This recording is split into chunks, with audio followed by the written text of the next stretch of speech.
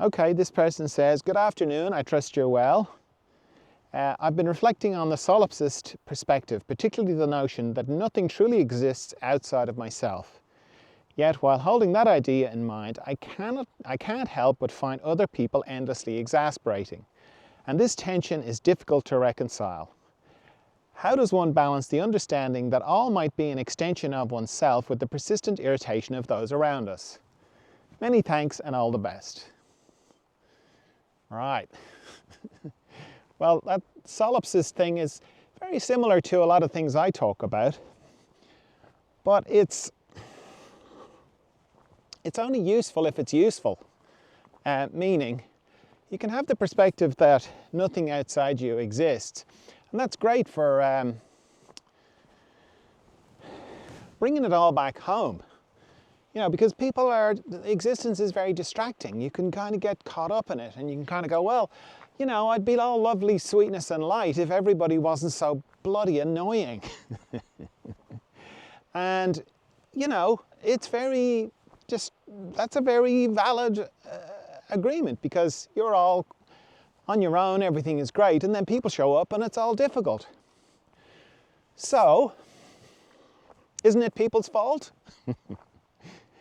And that's kind of why people go and live in caves. When you get into the spiritual life, it's very easy to kind of go, you know what, I'm pretty good most of the time. Left to my own devices, I'm very calm and peaceful. I meditate, I eat right, everything's great. The only problem happens when there are people around. That's when all the trouble starts. So, shouldn't I get rid of people? Well, it's like two things existing at the one time. On the one hand, it's very helpful to kind of go, nothing exists outside me.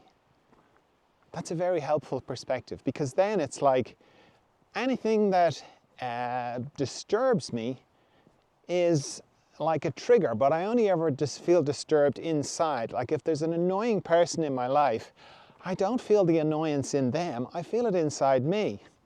So then it kind of makes sense to look inside me to what it is that they are triggering. Just the same as love, you only experience love inside, you only ever experience the disturbance inside. And people, annoying people, give you an opportunity to see that. Because if you lived in a cave, you wouldn't feel it. You'd be like, oh, everything's lovely. I'm doing great. I'm very peaceful, I'm very calm, everything's lovely. But then people show up and, oh, hang on, I didn't realize I had that in me. So the two kind of exist. On the one hand, I think it's helpful to kind of go, nothing exists outside me, so let me own everything, and let me, when something bothers me, claim it, kind of go, oh, okay, so that has just shown me that there's something inside me that I didn't even know was there. But then on the other hand, you know, you gotta live and whatever. And if someone is persistently annoying, well, you can avoid them. If you can, you know. And then you're into the whole difficult stuff of, like if it's someone that you can't avoid, or someone that you've made a life commitment to, well, then you've got to try and work it out, and work out what it is about them that's annoying, and you've got to own your stuff, and that, you know, as much as you can, see if they can help you together. The two of you together can help each other with it. So it's a paradox, basically. You can kind of relate to everything as there's nothing outside me, or there is nothing outside me, which is the kind of solipsist point of view. And it's very helpful because you get rid of a lot of assumptions, and that's what my book, The Gentle Snap, is all about. It's about seeing through reality, and that's all great. But then on the other hand, you've got to enjoy the game of the thing that you're in, which is life, the thing you wake up into each morning. So, yeah, both exist.